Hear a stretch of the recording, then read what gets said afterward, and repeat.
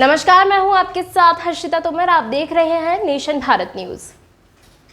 बंद कमरे में अमित शाह के साथ क्या डील हुई, ये अगर मैं सार्वजनिक कर दूं तो देश में बवाल हो जाएगा, ये कहना है वीआईपी प्रमुख मुकेश सहनी का।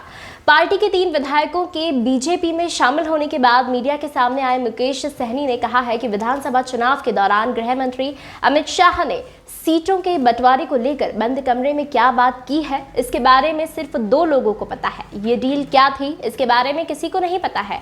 अमित शाह के साथ डील सार्वजनिक करना देश के लिए अच्छा नहीं है। इस दौरान बोछा सीट पर होने वाले उपचुनाव को बेबी कुमारी को प्रत्याशी बनाए जाने को लेकर पूछे गए सवाल पर मुकेश सहनी ने कहा है कि हमारे बीच 11 सीटों को लेकर क्या डील हुई थी, उसके बारे में किसी को जानकारी नहीं है। यहाँ तक कि कमरे के बाहर की दीवारों के पास भी किसी को खड़े होने की अनुमति नहीं थी। ये डील सार्वजनिक हुई तो देश के लिए अच्छा नहीं होगा।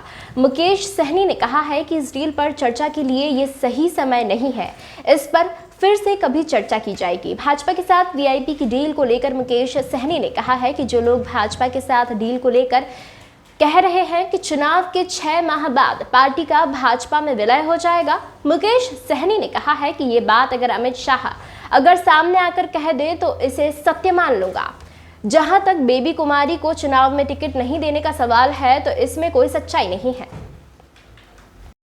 लेकिन मैंने कल उनका प्रेस कॉन्फ्रेंस सुना, उन्होंने बहुत ही जो बात उनको नहीं बोलना था उन्होंने बोला, बहुत झूठ बोला, जबकि वो न 3 में थे न 13 में थे।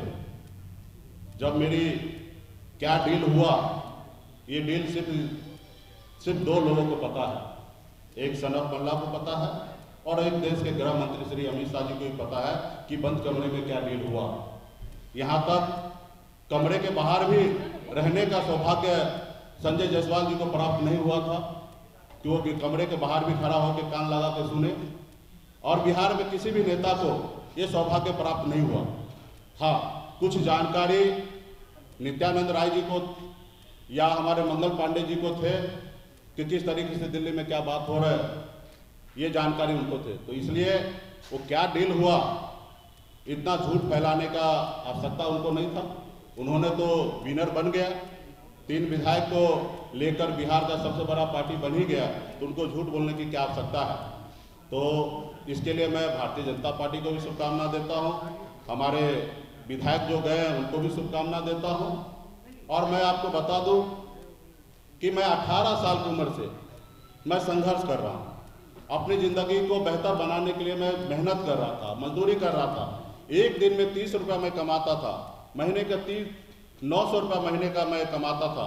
और ये हम अपनी ज़िंदगी में संघर्ष करके मुंबई जैसे शहर में, जहाँ पे रहने के लिए घर नहीं था, जहाँ पे अपने आप को फ्रेश होने के लिए जगह नहीं था, पब्लिक शौचालय में जाना पड़ता था, ऐसी ज़िंदगी मैंने जिया है। फुटपाथ पे मैंने खाना खाया है, फुटपाथ पे अपनी ज़िंदगी को बिताया है। और वहीं से हमने संघर्ष करके मुंबई जैसे शहर में भी अपने एक अच्छा मुकाम मैंने बनाया। और उसके बाद बिहार में मैं आया, अपने लोगों का हक अधिकार के लिए मैंने देखा कि हज़ारों समस्या है, जहाँ हज़ारों समस्या वहीं पे मेरा भी जन्म हुआ था। लेकिन मैंने सोचा कि हमारे अपने लोगों के लिए बेहतर कुछ करें, और मैंने मुंबई के ऐशोआराम की ज़िंदगी को छोड़कर बिहार में आया। आपने देखा कि कितना मैंने संघर्ष किया, कितनी मैंने लड़ाई लड़ा, लाठी डंडा खाया, 7 दिन तक अनशन पर बैठा। जितना मुझे मेहनत करना था मैंने किया, और मेहनत करने के बाद 2020 में अच्छी तरीके से एक मुकाम मिला। माननीय मुख्यमंत्री नीतीश कुमार जी के नेतृत्व में बिहार में काम करने का मौका मिला, और लोगों को ये हजम नहीं हुआ कि उन देखे कि ये व्यक्ति संघर्ष के दम पर जब हमें 11 सीट देने पर मजबूर कर सकता है, तो ये लड़का आने वाले समय में बहुत मेहनत करेगा और शायद 11 सीट पे इनकी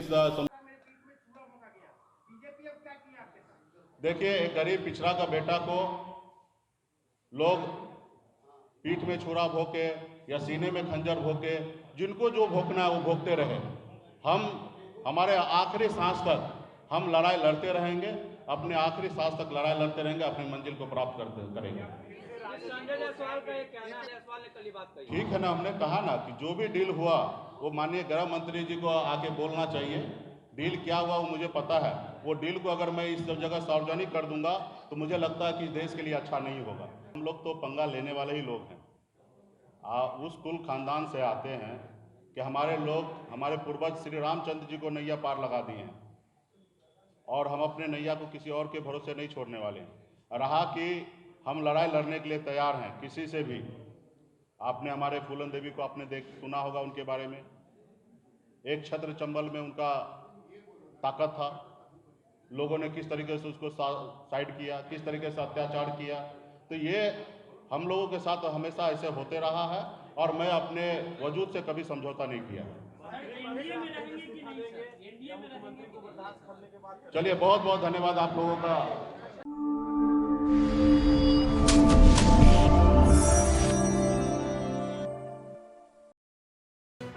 लेटेस्ट खबरों से जुड़े रहने के लिए हमारे चैनल नेशन भारत को सब्सक्राइब करें और बेल आइकन को दबाएं ताकि कोई खबर छूट न पाए।